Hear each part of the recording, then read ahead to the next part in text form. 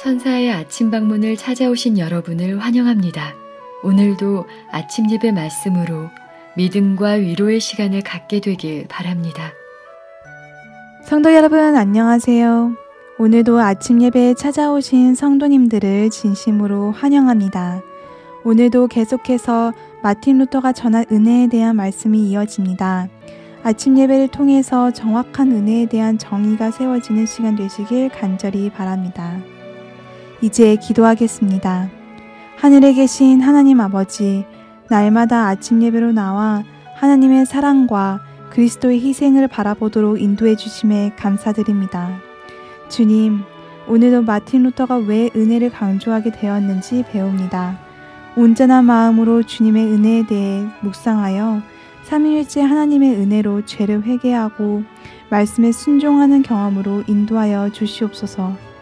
오늘 하루도 주님과 더 가까워지는 하루가 되기를 간절히 바라오며 이 모든 말씀 예수님의 이름으로 기도드렸습니다. 아멘. 성도 여러분 안녕하십니까? 오늘도 루터와 은혜의 이야기를 나누도록 하겠습니다. 사도 바울에 대한 오해가 루터에 대한 오해로 이어지고 있습니다. 성도 여러분, 바울이 갈라디아서와 로마서에서 왜 믿음과 은혜를 강조했을까요? 왜냐하면 로마서와 갈라디아서는 유대파 그리스도인들에게 쓴 편지이기 때문입니다. 유대파 그리스도인이 누구인가요? 유대인으로 주님을 영접한 사람들이죠. 유대인인데 그리스도를 영접한 사람들입니다. 그런데 그들은 구약시대의 할례와 절기까지 지켜야 한다고 주장했습니다. 주님을 믿는 믿음만으로는 부족하다고 생각했던 것입니다. 아브라함도 할례를 받았고 수많은 유대인들의 조상들이 다 절기를 지켰는데 우리 그리스도인들도 그것을 지켜야 구원받을 수 있다고 생각했던 것입니다. 그래서 바울이 그 유대파 그리스도인들을 책망하고 그들의 믿음을 올바로 붙잡아 주기 위해서 편지를 썼는데 그것이 바로 로마서와 갈라디아서입니다. 자, 그렇다면 바울이 그들에게 그 무엇을 강조해야만 했을까요? 믿음과 은혜를 강조할 수밖에 없었던 것입니다. 율법의 행위로는 구원 얻으려고 하는 것은 허망하다는 사실을 알려주어야 했던 것입니다. 그래야만 그들이 율법주의에서 빠져나올 수 있고 잘못된 복음에서 빠져나올 수 있었던 것입니다. 우리가 이런 사실을 알고 로마서와 갈라디아서를 읽으면 바울의 말씀이 정확하게 보이기 시작합니다. 자, 오늘 본문 성경절 보겠습니다. 로마서 3장 20절입니다. 로마서 3장 20절. 그러므로 율법의 행위로 그의 앞에 의롭다 하심을 얻을 육체가 없나니. 자, 이 말씀은 율법을 지킬 필요가 없다는 말씀이 아니죠. 유대파 그리스도인들의 생각처럼 율법을 잘 지켜서 특별히 할례와 절기까지 잘 지켜야만 의로워질 수 있다는 그런 잘못된 생각을 버리라고 책망하는 그 말씀입니다. 오늘 많은 사람들이 루터는 믿음과 은혜를 강조했다고 말합니다. 사실입니다. 자, 그런데 왜 루터가 은혜를 강조했을까요? 그가 복음을 전했던 대상이 누구입니까? 고행과 극기에 매달려 있던 천주교 사제들과 수도승들이었던 것입니다. 성도 여러분, 이 루터와 종교 개혁자들은 1000년 동안 행함으로 말미암는 의에 젖어 있던 사람들에게 그런 천주교를 향해서 설교했었다는 점을 우리가 잊지 말아야 합니다. 루터는 순례와 고행에 붙잡혀 있던 천주교의 시선을, 그 사제들과 성직자들의 시선을 하나님의 은혜로, 십자가의 은혜로 돌리려고 했던 것입니다. 그래서 믿음과 은혜를 많이 강조하게 된 것입니다. 성도 여러분, 생각해 보세요. 예식과 고행 또 엄격한 삶을 통해서 구원받으려고 했던 이 수도승들에게 순종과 행함을 또다시 강조할 필요가 있었을까요? 대답은 분명합니다. 루터는 그 당시 수도승과 사제들에게 가장 적합한 설교를 하기 위해서 믿음과 은혜를 강조했던 것입니다. 자, 계속해서 본문 읽겠습니다. 마틴 루터는 오직 은혜만이 사람을 구원할 수 있다고 가르쳤습니다. 루터를 따르던 그의 후예들은 루터의 교리를 받아들였지만 루터가 했던 그 회심의 경험, 회개의 경험을 이해하는 일에는 실패했었습니다. 그저 루터가 했던 말만 되풀이했습니다. 루터가 누구를 향해서 어떤 사람들을 향해서 복음을 전했는지 이해하지 못하고 루터의 경험을 체험하지 못한 채 루터의 말만 반복하고 있었습니다. 루터의 복음을 받았다고 말하는 많은 사람들이 그래서 제자의 길을 가지 못하는 것입니다. 성도 여러분, 오늘날 개신교회가 어디서 길을 잃어버렸는지 보이십니까? 루터의 마음에서 이루어진 그 회개의 경험을 보지 못하고 그가 진리를 위해서 모든 것을 바친 그 희생과 헌신을 보지 못하고 그가 그리스도의 제자로 정확하게 세워진 그의 생애를 보지 못하고 단순히 그가 남긴 말, 은혜로 믿음으로 구원받는다는 말만 따라하고 있는 것입니다. 참으로 이상한 일이 교회 안에서 지금 벌어지고 있는 것입니다. 자, 본문 읽겠습니다. 루터는 죄로부터 사함을 받을 수 있는 유일한 길은 믿음으로 그리스도의 은혜에 의지해야 한다는 사실을, 진리를 깨달았습니다. 죄에 대한 분명한 깨달음은 루터로 하여금 그리스도의 은혜에 매달리게 했습니다. 그는 죄에 대한 해결책으로서 은혜를 바라보았던 것이지 불순종과 방종에 대한 핑계로 은혜를 강조했던 것이 아닙니다. 이 말씀은 정말 중요한 얘기입니다. 다시 한번 읽겠습니다. 루터는 죄에 대한 해결책으로서 은혜를 바라보았던 것이지 불순종과 방종에 대한 핑계로서 은혜를 강조했던 것이 아닙니다. 루터의 회개와 거듭남을 이해하지 못하는 사람들은 은혜를 거듭나지 못한 사람들의 마음을 위로하는 교리나 수단으로 만들어버렸습니다. 은혜를 함부로 죄를 덮어버리는 싸구려 덮개로 만들어버렸습니다. 바로 그것이 오늘날 기독교계 가장 치명적인 타격을 주고 있는 값싼 은혜의 기초가 되었습니다. 성도 여러분, 지금 교회 안에서 무슨 일이 벌어지고 있는지 보이십니까? 루터를 오해했기 때문에 무서운 일이 벌어지고 있는 것입니다. 많은 사람들이 루터를 따라가고 있습니다. 루터 500주년 기념에 수많은 사람들이 참석해서 루터를 기리고 있습니다. 그런데 루터의 정신과 그의 마음속에 있었던 참된 구원의 경험은 사라져버린 것입니다. 그저 은혜로 믿음으로 구원받는다는 말만 앵무새처럼 반복하고 있는 것입니다.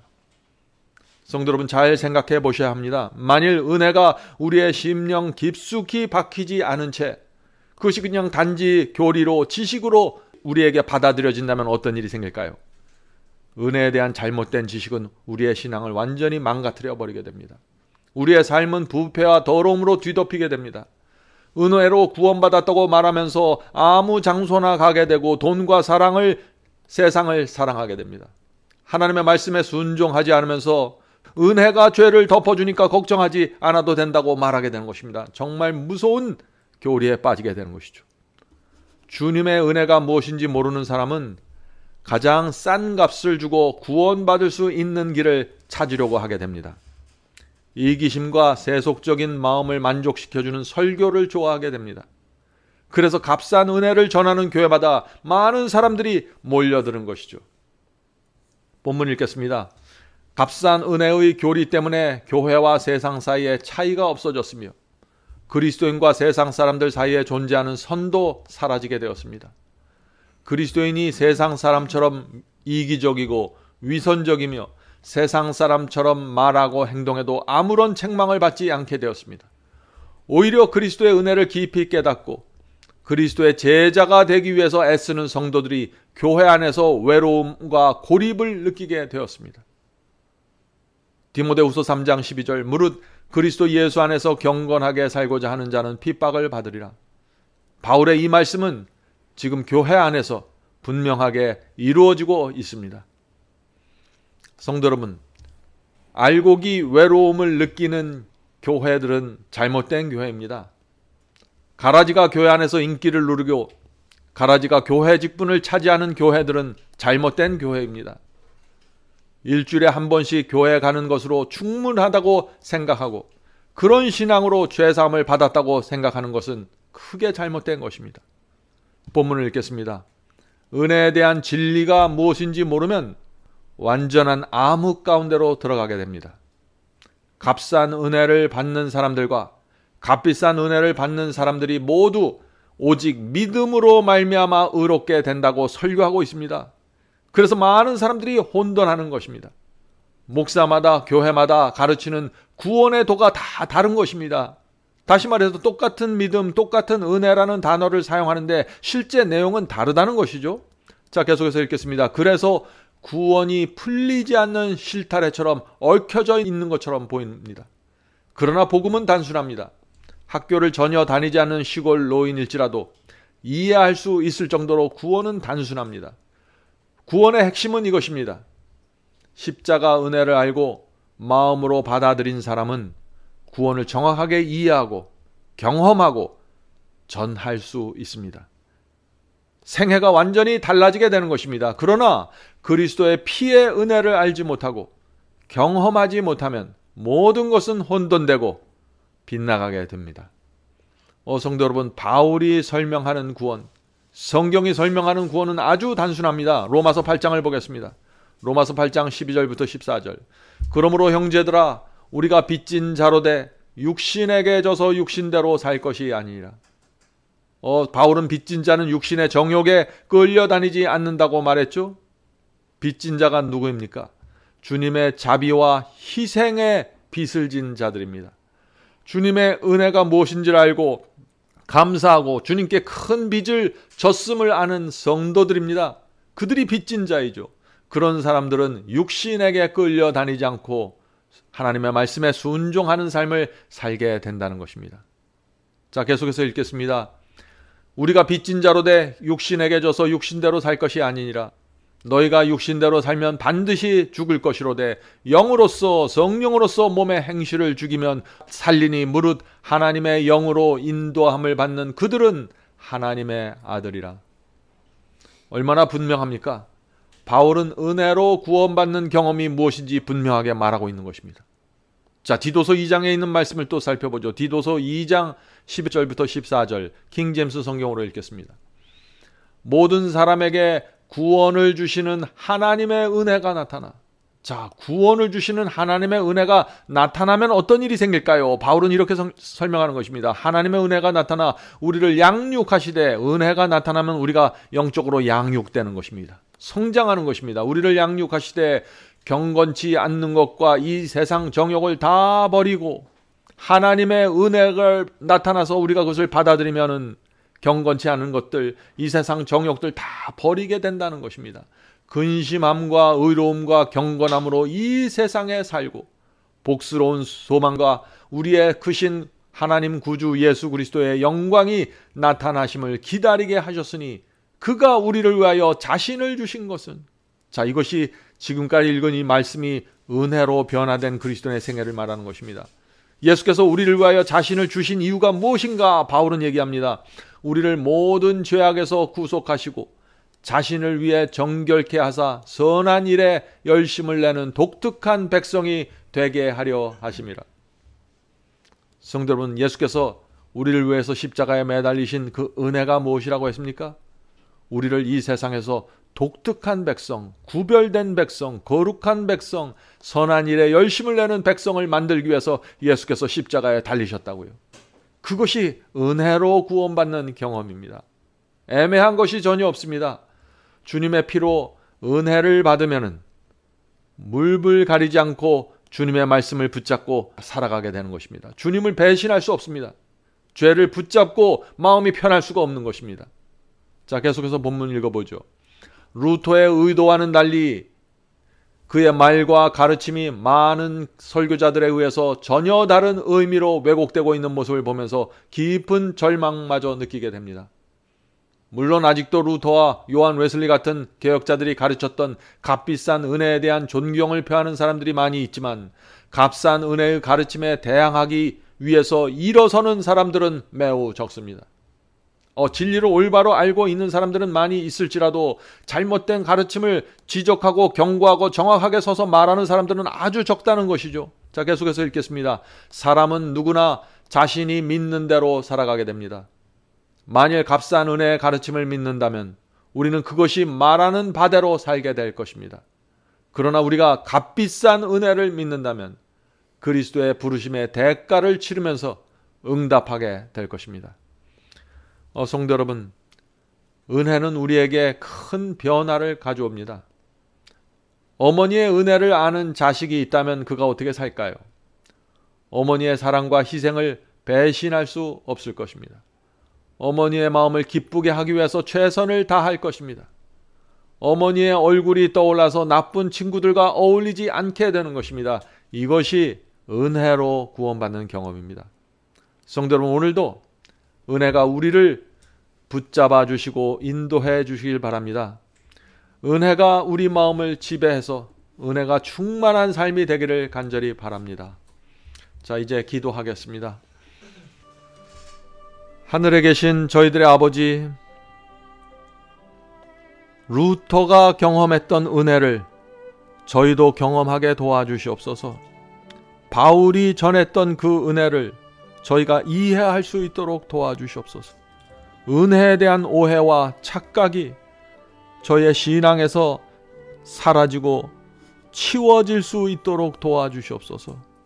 하늘에 계신 아버지, 은혜가 저희의 심령 속에 들어와서 구원의 복음, 이 죄로부터 우리를 구원하는 그 복음의 경험이 이루어질 수 있도록 도와주시옵소서. 하늘에 계신 아버지, 오늘 함께 예배드리는 성도들에게 함께하여 주시고 참된 은혜, 값비싼 은혜로 들어갈 수 있도록 도와주시옵소서. 성령께서 이 일을 해 주셔야만 가능합니다. 저의 마음에 하나님의 진리가 새겨주고 은혜의 복음이 저희를 이 세상에서 구원해서 하늘로 데려갈 수 있도록 인도해 주시옵소서. 이 모든 말씀 예수님의 이름으로 간절히 기도드립니다. 아멘. 성도 여러분, 마지막 사명에서는 아침 예배 채널을 유튜브에서 별도로 운영하고 있습니다. 아침 예배 채널에서는 매일 새벽 4시에 예배 영상이 올려지고 있으며 특별히 아침 9시에 생방송 예배가 진행됩니다. 아침 9시 생방송 예배가 아침 예배 채널의 독특한 특징입니다. 원하시는 분들은 유튜브에서 아침 예배 채널을 별도로 구독 신청하여 주시면 저희와 함께 생방송으로 아침마다 예배 드릴 수 있습니다. 매일 아침마다 하나님의 말씀으로 저희 모두가 주 앞에 나와 예배 드리는 신앙으로 함께 나가게 되길 간절히 바랍니다. 감사합니다. 주 약속하신 본향 바라보니 내 맘 평화 가득해. 이 땅 위에 지친 순례자들이 영원한 시 걷는 곳, 나 그리워하늘 맘에 사무쳐 시온 진주문 들어가려네. 맘 괴로움 없고 영영는 저 하늘 본향 그리워. 저 아름다운 에덴 영원한 땅, 변함없는 내 고향. 이 땅의 성도들 기쁘게 만나 하늘 영광 누리리. 그리운 저 하늘 나가기 원해. 주님 만날래 보냐. 주님 앞에 은혜 기쁨 넘치니 영원히 찬양하리. 나 그리워하늘 맘에 사무쳐 시온 진주문 들어가려 마음